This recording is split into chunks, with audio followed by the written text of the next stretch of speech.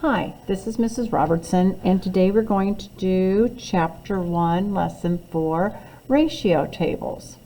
Now, we're not going to take time to do the real-world link where they have us drawing different things. We're going to go straight on to page 40. We're going to talk about ratio tables, equivalent ratios, and we're going to talk a little bit about scaling. This is my second time to record this. The earlier one didn't take, so the answers are already on the paper. I apologize.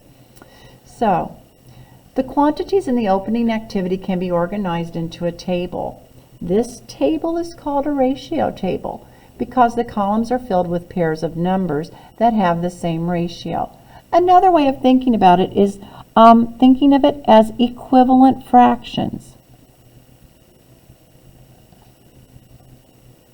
I'm sure you studied equivalent fractions last year. So, here we have a relationship. 1 soda, 3 juices. 2 soda, 6 juices. 3 sodas, 9 juices. 4 soda, 12 juices. So you can see the relationship. These are all equivalent. These ratios all will simplify to the fraction 1/3. Equivalent ratios express the same relationship between quantities. Now, if you're having problems with this, in your ebook, your book online, you can click on the Watch and the Tutor buttons at the bottom of your page, and you can go over how to do these problems again with an online tutor. Example 1. To make yellow icing, you mix 6 drops of yellow food coloring with 1 cup of icing. Yellow food coloring, icing. How much yellow food coloring should you mix with 5 cups of white icing to get the same shade? Okay, so they tell us we have 5 cups of icing. We want to know how many drops of food coloring. You say to yourself, how can a 1 turn into a 5? Well, you multiply by 5. 1 times 5 is 5. So you multiply the numerator, which is 6, also by 5. And that gives you the answer, 30. Now let's go on to example 2. In recent years, Joey Chestnut, he was a guy that would do the hot dog eating contests, won a hot dog eating contest, right there it is, by eating nearly 66 hot dogs in 12 minutes. If he ate at a constant rate, determine about how many hot dogs he ate every 2 minutes. Now, what they are doing here in the box is they scaled down twice. This person said, well, I know 2 divides 66 and 12, and they divided them both by 12, and that's how they came up with 33 over 6. But our goal is to figure out how many he could do in 2 minutes. Well, the student said, oh, I can divide them both by 3. 6 divided by 3 is 2, 33 divided by 3 is 11, and I get the answer 11. Now, I know many of you could go straight to the 11. Say, oh, 12 divided by 6 is 2.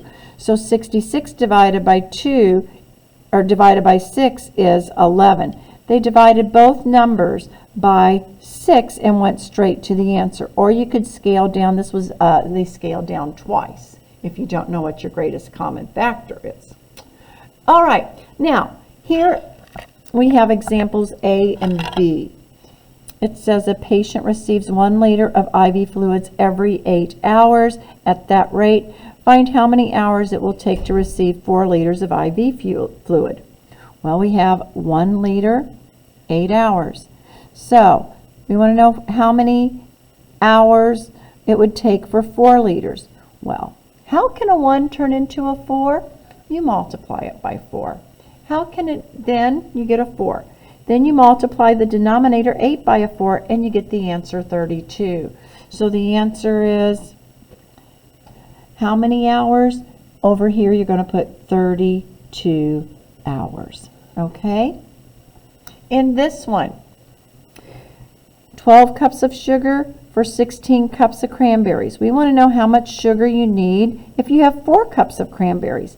Well, we could just go straight to that because you kids know that 16 divided by 4 is 4. Then you take 12 divided by 4 and you get a 3. So the answer, 3 cups. There was no need to fill in the rest of that. Okay? Now let's go to page 41. Scaling. All right, what does scaling mean? Multiplying or dividing two related quantities by the same number is called scaling. Sometimes you may need to scale back and then scale forward. When you scale back, kids, you divide, and when you scale forward, you multiply. All right, so let's look at this problem here. I'm going to do the work up here, even though it is given down here to what you do the steps. It says, cans of corn are on sale at 10 cans of corn for $4. Find the cost of 15 cans. Well, 10 can't turn into a 15 by multiplying or dividing. So I'm going to scale down because I know that 2 divides 10 and 2 can divide 4. 10 divided by 2 is 5 and 4 divided by 2 is 2. So I've scaled down. All right.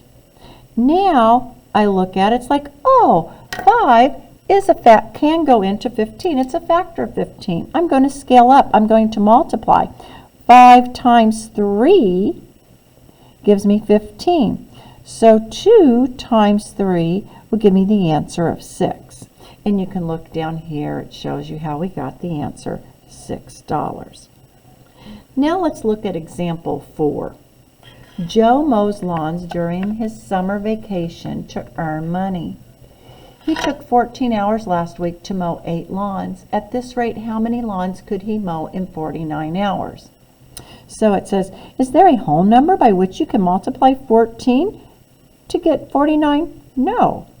So we're going to scale back to 7. That means we are going to divide by 2.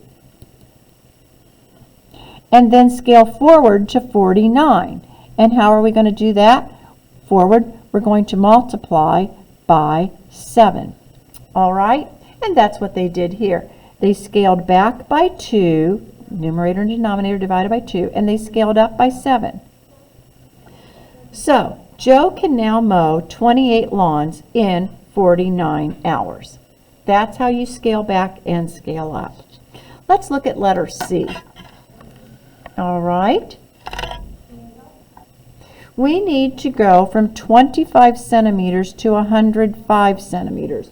So we're first going to scale down. Divide both numbers by 5. 25 divided by 5 is 5. 10 divided by 5 is 2. Now, 5 is a factor of 105. How do we get 105? We are going to scale up and multiply by 21. 5 times 21 is 105. 2 times 21 is 42. That is how we get the answer 42 inches. Now, let's go to page 42 and look at example number 5. On her vacation, Leah exchanged $50 American and received $60 Canadian. Use a ratio table to find how many Canadian dollars she would receive for 20 American. All right, in this problem, they scaled down or back. 60 won't go, or 50 won't turn into 20 right away. So we scaled down, divided them both by 5, and you get a 6 and a 5. Now, will 5, is it a factor of 20? Yes, it is. 5 times 4 is 20. 6 times 4 is 24. The answer is 24 Canadian dollars. Okay, now let's look at the guided practice and see how to do these problems. It says complete each ratio table to solve each problem. Well, we are given this number of weeks 1. We want to know how much the person would make after 4 weeks. I just went ahead and multiplied 1 times 4 to get the 4, 7 times 4, and you get the answer 28. $28. In the second problem, I did the same thing. We need to turn the 8 into a 2. Well, we can scale down and go straight to the 2 by dividing by 4. 8 divided by 4 is 2. 60 divided by 4 is 15. So the answer is 2 kilometers in 15 minutes. Now in number 3, we have to set the problem up. We want juice boxes on top, the price on bottom, 12 juice boxes for $48. We also need to know how much it would be for 8. Well, 12 would not, we couldn't figure out a way to go straight to the 8. So we scaled down. 12 divides 12, and 12 can divide 48. So 12 divided by 12 is 1.